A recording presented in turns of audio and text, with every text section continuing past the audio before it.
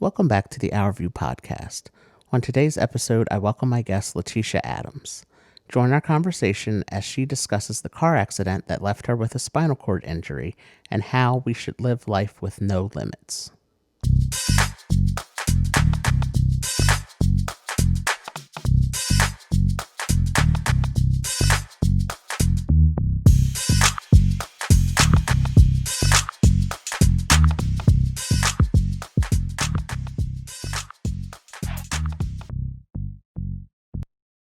Yeah, so thank you again for your time and being willing to do this. And I would like to welcome you, Letitia Adams, to my podcast. Welcome to the OurView Podcast. Hello. Yes, at last. We have been going back and forth on social media and sending emails about scheduling a time Yes. to make this happen, and we were able to make it happen. So I'm happy about that. So am So, I. yeah. So, to get the interview started, can you tell us who you are? Who is Letitia Adams? My name is Letitia Adams. I am from Chester, Pennsylvania. I was born and raised here. Um, I was married. I'm a widow now. He was killed in 95. I'm a mother of 4 grown daughters. I have 7 grandchildren. I am the ambassador of Pennsylvania. And I also have a t-shirt line called No Limits. It was in July 4th of 2007. My sister, Yvette, her husband was killed in a motorcycle accident. So as I've said before, I was married also, and my husband was killed in Philadelphia. So I know how she felt as far as losing a spouse. And on his anniversary, this particular day, she wanted to go out. She didn't want to stay in the house and reminisce about the things that make her sad. She wanted to go out to enjoy. So she got tickets for us to go out to a party in Philadelphia on the naval base. That's the main part of Philadelphia. Mm-hmm. And her friend had a party on the naval base. We went there like we normally would. You know, we danced, we drank, we met people and all that. We were supposed to leave out. The boat was supposed to leave out to go on the Delaware River, but because it was so crowded, we just stayed docked. At the end of the night, we were getting ready to leave, and because on the naval base, of course, you're supposed to wear your seatbelts anyway. But on the naval base, they had someone at the gate making sure everyone had their seatbelt on. We're driving home. You know, we're talking, having girlfriend talk, saying who we gonna call when we get home and how much fun that we had at the party. And this particular incident, at this time, I was like just a little bit tired, so I wanted to lay my chair back in the seat. So the car that she had, it was like an older car that when you open up the door, the seatbelt tracks, and when you close it, it goes over you. So I didn't have a lap seatbelt on. I had this crossbone seatbelt on. Mm-hmm. So when I laid back, something just said to sit up. And as I sat my seat up, we were like so close to this car, and I'm like, sister, get over. So I thought we were in the fast lane to get over in the slow lane, but we were already in the slow lane, and we ended up getting on the shoulder. And on the shoulder, there was a parked car in the truck. The truck had broke down and was waiting for a tow truck. So we smashed into the truck, and the truck hit the car, but we spun out. But luckily, the people that were supposed to be in the truck weren't in the truck. They were in the car. So they didn't really get hurt because the car was total. And we hit on my side. So I do remember us crashing. I do remember that. I do remember me going, like I couldn't breathe. So I was going, and I remember my sister saying, sister, breathe, it's okay. That's the only thing I remember. I don't remember going to the hospital. I don't remember my children talking to me or anything. All I remember is waking up in Jefferson with my hands tied to the bed. And I happened to wake up. I think I was asleep for a while. My daughter came in, and I heard her saying, "Nurse, her eyes are opening." So they said I was I was unconscious for 2 days. So I didn't know that. So when I finally came to, my daughters and everything was around. I opened my eyes, and that's when I didn't know where I was. I told my daughter to untie me. I said, I don't know where I am, just untie me. And they told me that the nurses tied my hands up because I kept pulling the tube out my mouth and out my nose. So that was a precaution for me to keep my hands tied down. But I didn't know I was paralyzed. That's the big part. I didn't know I was paralyzed until maybe 4 days after, because for the first 2, I was unconscious. So I didn't know what was going on. And then they had a meeting with my children, my mom, and my sister. And then that's when they told me that I was paralyzed. So right now, at this moment, I cannot tell you how I felt, but I do know I was probably devastated to hear that I was going to be paralyzed. I was 37, and I was doing everything on my own. So to hear that I'm going to be paralyzed, it was like a shock to me. It was a shock. So I had to deal with that. My injury level is a T12. So for those who do not know what a T12 is, if you're a C1 through 5, I believe it is, it's in your neck, your clavicle. If you're a T, you're a T from your chest to your mid cavity. So I'm a T12. The T12 is like near my tailbone. Okay. So I cannot move my legs, but I can move my upper extremities. I can do everything but walk. Okay. So in the first year, I did want to kill myself because it was something that I wasn't used to. And at the time, my children weren't used to it either. So it was new to all of us. But my sister wanted me to move in with her. I was living with my children, but because of the accident, she wanted me to live with her. I did. I figured she would want to help me out and everything like that.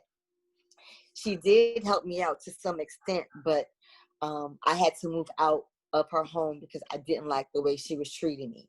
I don't blame her for the accident because I know for a fact, and I know in my heart of hearts, she didn't do that on purpose because both of our children lost their fathers. So they just have us. So I know she didn't mean that. I just didn't like the way she was treating me after the accident, like treating me like she wouldn't help me with my medicine. She wouldn't sit and talk with me. She wouldn't ask me how I was feeling or anything. So I thought that was pretty rude of her not to help me with that. So, I talked to my children, and we ended up getting an apartment down in Delaware. So I didn't talk to my sister for 3 years. My aunt, which is close to us, she called me and was like, you and your sister need to talk. And I told her I have nothing to talk to her about because I was still angry on the inside. She was like, you two were so close. There's no need for you to let this break y'all apart. I need for y'all to talk. So I said, well, I don't really want to talk to her, but if she want to talk, I'll talk. Because again, I was still angry. We met at my aunt's house. She was a mediator. My sister was already there when I got there. She asked me to sit down. And of course, I'm being smart. Like, well, I'm already sitting down, because I'm in a wheelchair. So I was just getting smart with every angle I could because I was still angry. This was our first time actually sitting down talking about it. So my aunt was like, tell her how you feel. So I wanted to go first. So I went first, you see how my head moving. So my head was moving, cussing out. I mean, telling her how she didn't help me with kids, with me, my personal hygiene, anything. She didn't help me. And so she was calm, and she was like, are you done? I said, yeah, I'm done. What you got to say? I was a little sassy. So she was like, I understand how you feel, and I apologize for that. So I apologize because it's my fault that you were in the chair. It's my fault because I was behind the wheel and I was driving. She said, but you don't understand. When I look at you, it hurts me because I put you in that position. She said, you don't understand. When I'm asleep at night, I still hear your screams from when we was in an accident. Arthur, when she said all that, by the time she was done, I'm crying. Now I'm apologizing to her because at the time I wasn't worried about how she felt. I wasn't worried about I was worried about me. I'm in this chair. but I had to remember it was two of us in that car. Right. I had to remember it wasn't just me going through something. My sister went through something also.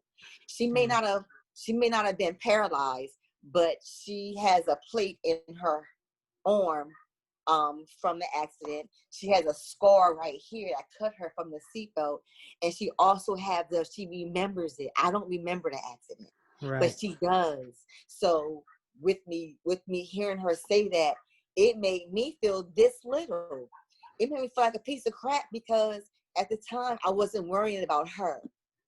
Yeah. I was only worrying about me. So, and you both had that.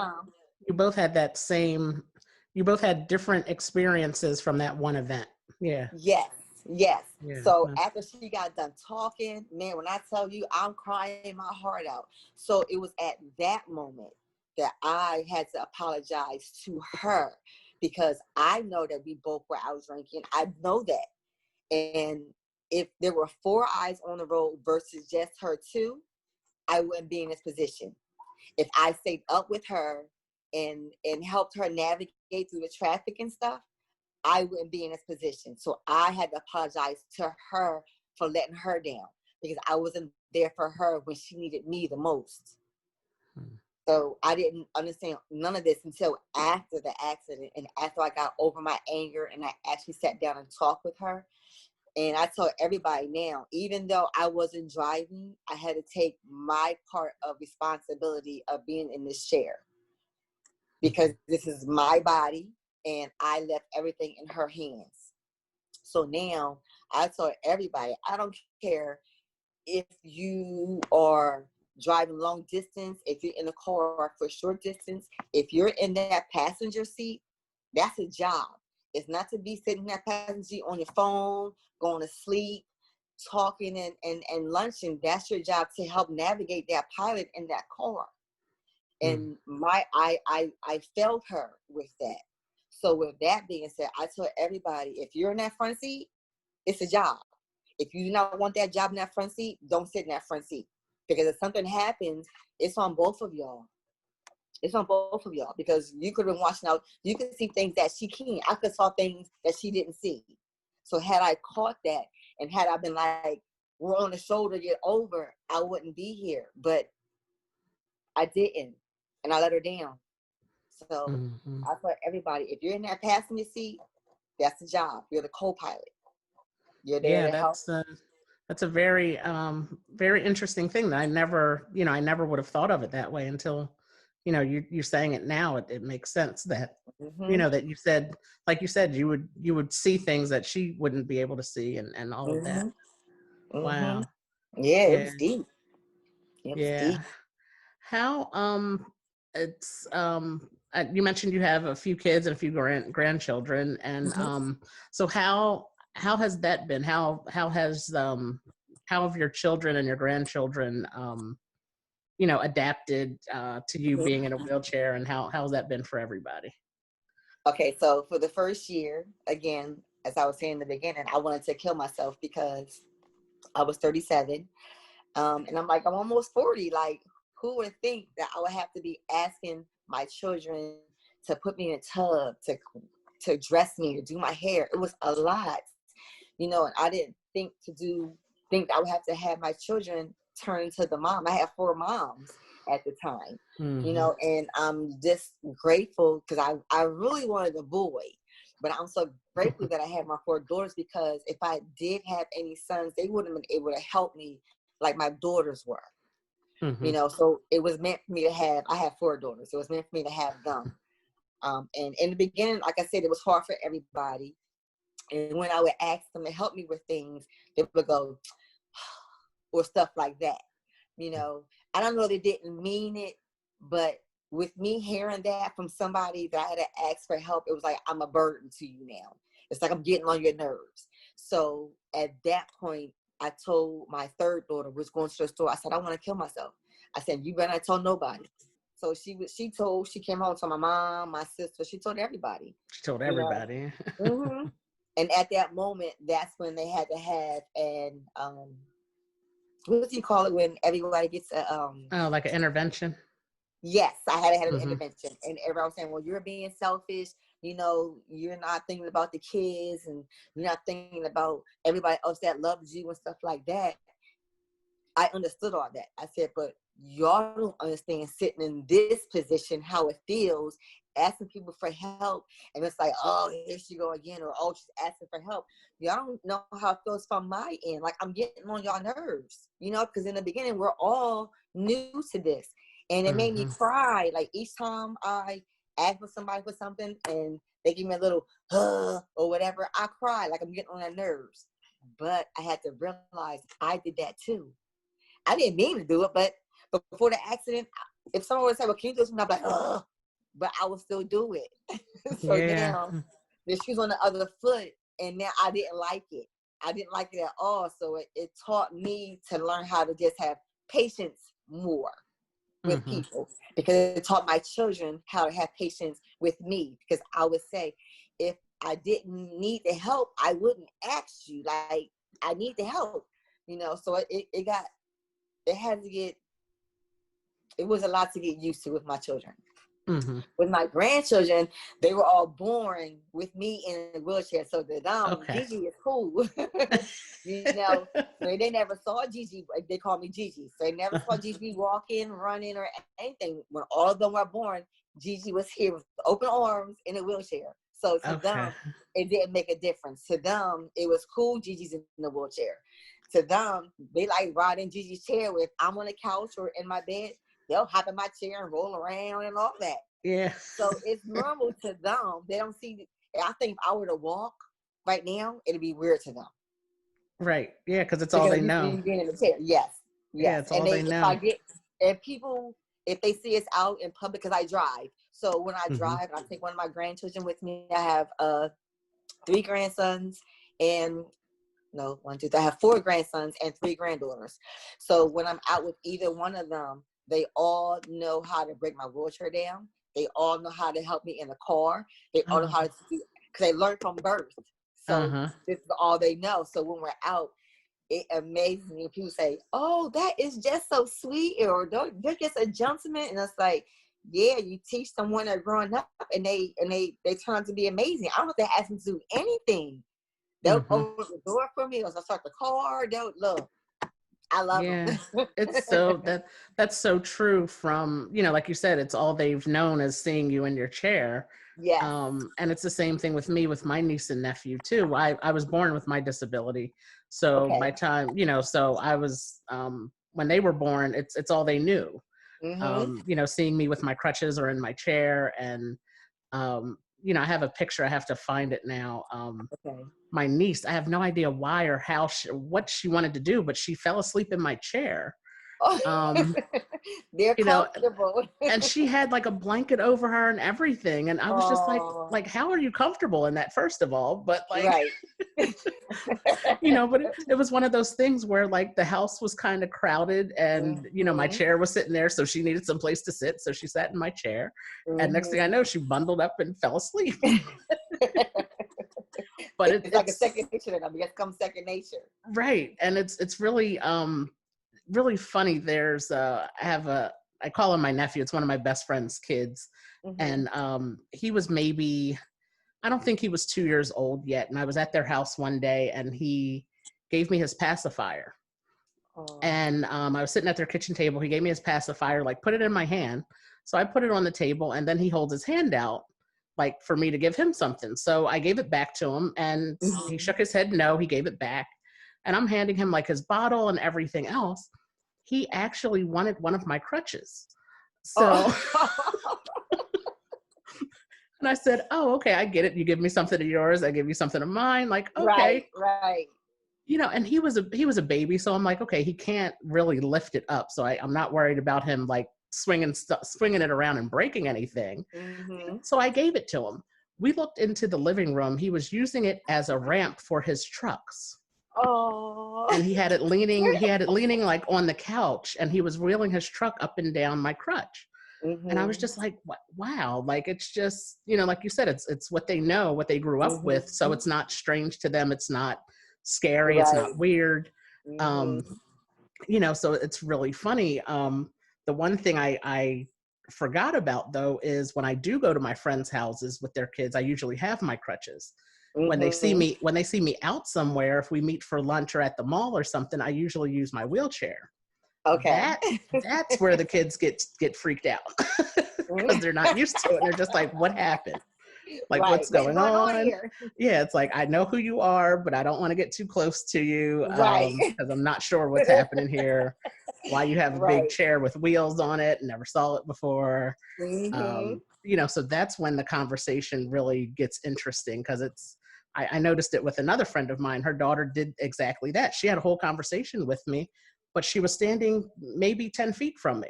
Okay. And, and her mom was like, it's Uncle Arthur. And she said, I know. And she said, okay, why are you standing so far from him? Right. And she said, I don't know. And she said, well, you can move closer. And she said, no, that's okay, mommy. That's okay. So I had to tell her, I had to tell her mom, I said, you're going to leave her alone. I said, she's talking to me. I said, I don't know what this is about yet, but we'll figure it out. Right. But then it hit me. I said, I'm usually at your house with my crutches. I'm usually at your sister or your parents' house with my crutches. She's never seen this chair before. She doesn't know what the hell is going on. What the heck? Right. I said, she doesn't know what's going on. And her mom looked at me and she goes, oh my gosh, I never thought about that. I said, I didn't either, but I said, I realized that when I got closer to her, she backed up. Right. I said, so I stopped moving forward. And I was like, okay, like she's afraid of the chair. She doesn't understand it. Right. And I said, okay, to a 4 or 5 year old, yes, that makes sense. Because it's like, I know who you are, but I've never seen you. I've never seen you in this situation before. Like, I don't know what it's about. So it's really, it's really great that, that children can have the experience of being around people with disabilities. And, so when they go to school and they see friends or they make new friends or they see people in the neighborhood or somebody at the store, they're more likely, not to stare. They're likely to ask if they need help because, like you said, your grandkids are used to helping you. Yes. So I think that's great that, that people allow the children in their lives to, to be around them and to help them out and, explain things to them because that's how kids learn. And that's how I think that's how we break down a lot of stereotypes about people with disabilities and, help change that conversation about people with disabilities. And, your grandkids probably, tell their friends, oh, my grandma's in a chair, but she drives, It's funny because children, if they never saw no one in a wheelchair, it's very fascinating to them. And it's like, wow, it's cool. And, so it was an experience. It was sweet. It was sweet to know that, my grandchildren do talk about me in school and it makes me proud, it makes me proud. But some people are embarrassed about people in wheelchairs depending on the situation. But some, it's like, it is what it is. It's what it is. Yeah, and that's really great. Like you said, that they talk about you and people know, their friends know who you are and all of that. So that's really They know. And their friends call me Gigi. I'm Gigi to everybody. Oh, that's so great. That's so Gigi great. To everybody. Yeah, and one of my early episodes, I interviewed one of my friends she's an English teacher, and she had her students, or she had me write a story about my day. And I talked about, putting my braces on. I talked about my car because it has hand controls. And I talked about, my wheelchair and putting that together at the store and how I have to, reach for things from my wheelchair and all of that. And then she had me come into her class maybe a couple weeks later. And I started telling like a similar story, not the same exact one that I wrote, but some stuff about my day. And you saw the kids like talking to each other, like, I think that's the guy that we read about. I think that's like, this has to be the guy we read about. And then like in every class that I was in, one of the students raised their hand. They said, did you write a story that we read a couple of weeks ago? And I was like, yeah, I did. They were like, I knew it was you. That goes to show they were listening. Yeah. And it really, they pay attention to things. And it's really, but it's really great that we can have these conversations and, share these experiences with kids, because as I said, it helps change the tone of conversation with kids, and hopefully it helps cut down on some of the bullying and things Yes. that take place toward people who have disabilities, and raises some kids that will be able to stand up for people who have disabilities and say, like, hey, your grandkids might say, hey, my Gigi has a wheelchair, like, don't make fun of that kid over there. Mm-hmm. That's not cool. Mm-hmm. So it's really so that's really great. And I wanted to make sure that I asked about that, because I thought that's I thought it would be a good important part of the conversation to just encourage people to again, I always say to talk to people who are different than you. Mm-hmm. Whether it's a disability or not, or somebody a different race or gender than you, or just to talk to people who are different, and that really that really can help make a big difference It in the really world. can. Mm-hmm. It'll stop the ignorance. Yes. Yeah. So we are recording this on Zoom, and I can see you, and you're wearing your Miss Wheelchair Pennsylvania Ambassador sash, right? Yes. Yes. Yes. So can you please explain to us what that ambassador program is all about, and how you became a part of it, and what it actually means? Yes, I would love to. So, because I don't know it word for word, I would like to read what it is so I can have a better understanding. Yes. So, the ambassador program, they believe that every woman who competes has a strong and powerful message that still needs to be heard. So, they created the ambassador program. A former Miss Wheelchair Pennsylvania title holder from 2010, Christian Rebstock, she started the program. So each contestant, we will receive a sash, and we will go out and advocate and promote what our platform is. So once a year, everyone gets a chance to win the title holder. That's the sash and the crown. That's Okay. once a year. But prior to that, they're giving women that's in wheelchairs an opportunity to have the confidence of having a sash and going out and talking about their advocacy, their platform. My advocacy is about domestic violence in the disabled community. That's my platform for the organization. Now, how I got into the organization, it was a former Miss 2018, Barb Zablotny. She wrote me in my inbox and asked me if I was interested in becoming a wheelchair ambassador. But at the time, I didn't know what that was. I never even heard of Miss Wheelchair Pennsylvania Ambassador Program. But she sent me some links and some pictures, and she told me to read about it, and if I was interested, to let her know. Once I read about it and saw, what it all entailed in it, I was honored to be a part of that, because prior to me becoming an ambassador for Pennsylvania, I didn't have any friends or anybody in wheelchairs. This is the first time I'm in an organization where we're all the same.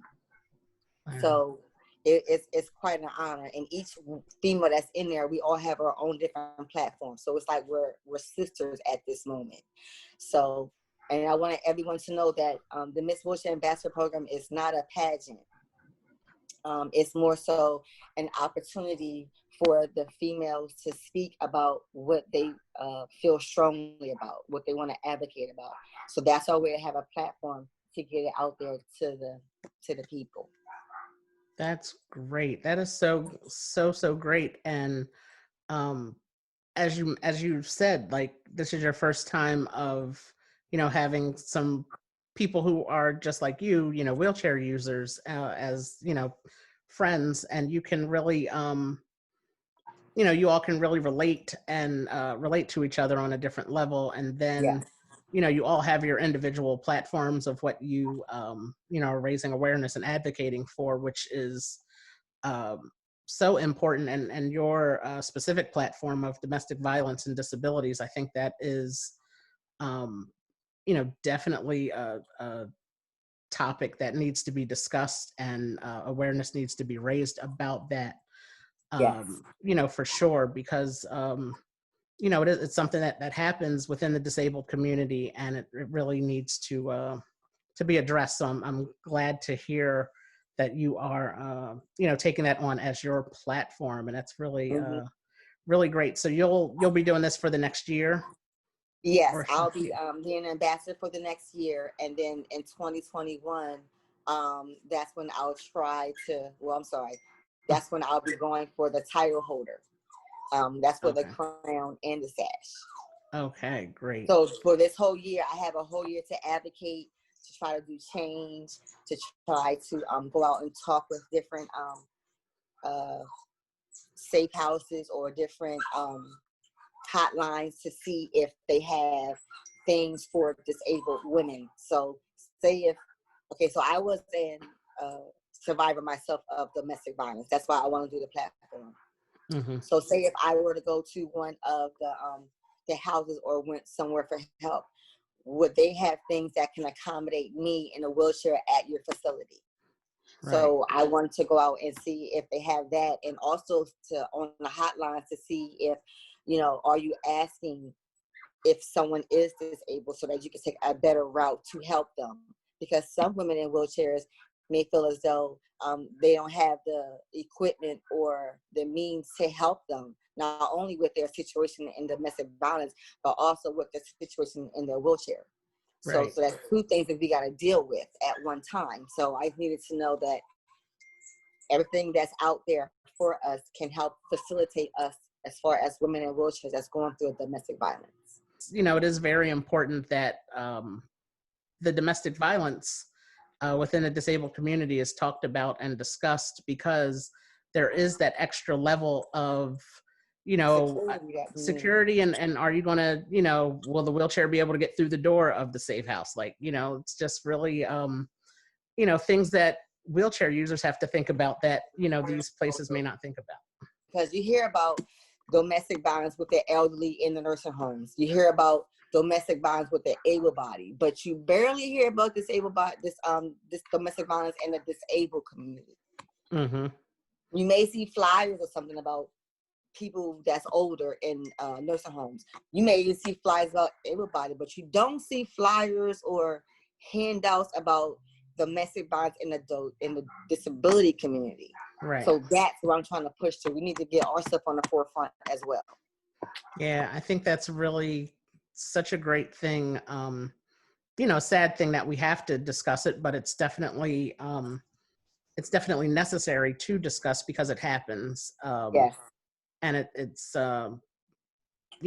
does it that, having a disability, being a wheelchair user, it adds that extra piece of, worry, like, will I be able to get out of this relationship and be in a safe place that can meet all of my needs? And, if I'm somebody, who, who is paralyzed and needs help with getting dressed and bathing and things like that, are there people there that would be able to do that? Help. Yes. Yeah. So it's, definitely something that, that needs to be addressed for sure. And you just gave me another topic for one of my podcast episodes, so thank you. Mm-hmm. We need to talk about that, because that's through the podcast I want to be able to address things that people don't, people wouldn't think about that. Mm-hmm. Like you said, you see things, you see commercials, you see flyers, you see all kinds of information about people without disabilities being involved in domestic violence relationships and places for them to call, and mm-hmm. But you never see people with disabilities portrayed in the commercials for those for those hotlines and things like that. So I think that's really key and an important piece that needs to be addressed for sure. So I found you online. I became aware of you through your No Limits t-shirts online. Yes. So I really I was searching things on Instagram, and I came across your shirts, and one of the things I want to do through this podcast is specifically highlight the stories of people of color who have disabilities, because we are very underrepresented in a lot of areas in the world, and also within the disability community. We don't, I don't often see people who look like you and me, telling their stories and out and, we're out there, but we don't get the same platforms available to us as others do. So I want to use this podcast to share your stories, stories of people who have disabilities, people of color, and to help promote your brand and the things that you are doing, and just to again help change that tone of conversation to show that people with disabilities are out here doing things and living life, and just making changes and being productive, and to break down those negative stereotypes of what people have of those who have disabilities.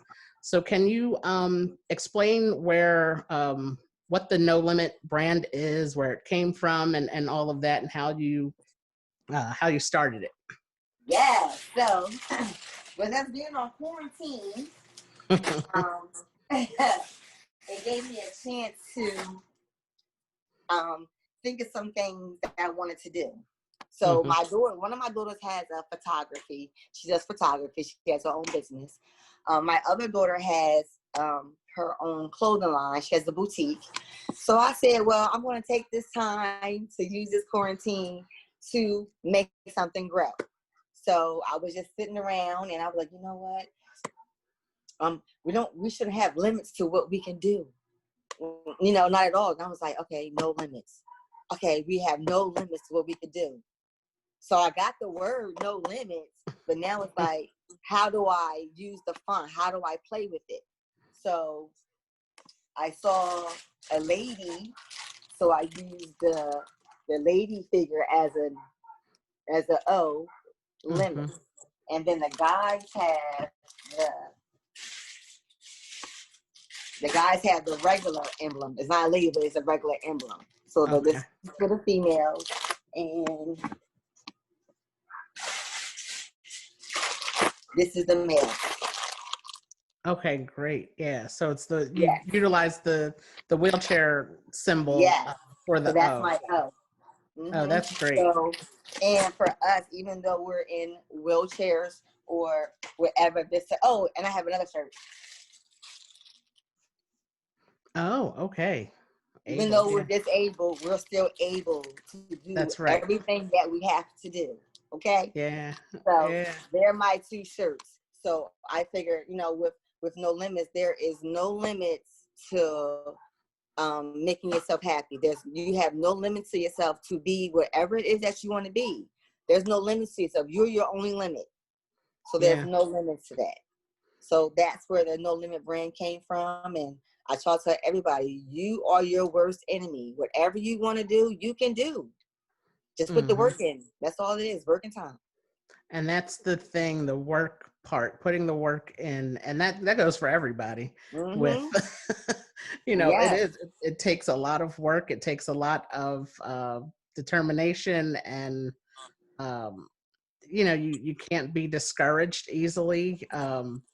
Because you get a lot of no's and you get turned down a lot for a lot of things, and you just have to keep persevering and push through all of it, literally. Like, being wheelchair users, we gotta push through some things, and it's just putting in the work, I think, is really very big piece of making things happen, and just being determined to keep pushing through and keep doing doing what you do until you reach your goal and achieve your achieve that goal that you're striving for. I think that's really important to remember, that you have no limits. The only limits you have are the ones you put on yourself a lot of times, and you have you got to just push through it and keep on going. That's it. That is it. There's more to it than life than just that you better get out and live life. Right. Exactly. Mm-hmm. So, but it's I'm enjoying our conversation a whole lot. I really appreciate this. You're So welcome. for well, not my last question, my next to last question. So how if people would like to purchase your t-shirts or follow you on social media, how can they find you on Instagram, or if you have a website or anything like that, can you please let us know? I don't have a website as of now. I'm working on that, but they can find me on Facebook at Letitia Adams. They can find me on Instagram, No Limits 2020. If you inbox me on either one, I'll normally get back to you within a few hours. If you purchase a shirt, once you cash at me, you send me your address, and the merchandise will go out the next day to you. Okay, great. Mm-hmm. Yeah, so that's great. So I'll make sure that when I post this, I'll put your information in the description boxes and everything like that. So Yes.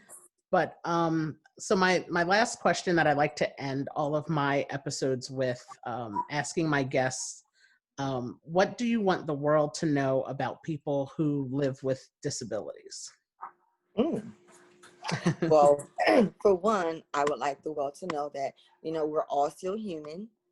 We may not be able to do the things that we used to do or be able to do the things that you do, but we're still human. Like, don't treat us like we're children or babies, or that we can't do anything for ourselves.